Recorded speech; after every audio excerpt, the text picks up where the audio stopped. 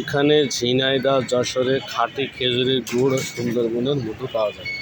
দেখি তো মধু আর গুড়। যারা গুড় চিনেন, দানা ঝোল,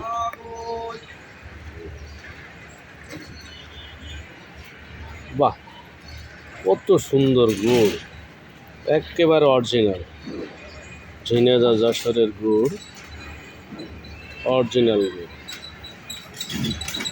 তারপরে এটা আছে সুন্দরবনের কেওড়া মধু, একেবারে অনেক গাঢ় এবং উপর নিচে এক, কি সুন্দর।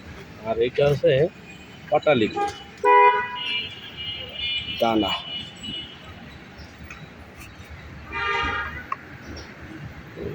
মধুর সাথে আবার গুড় মিষ্টি,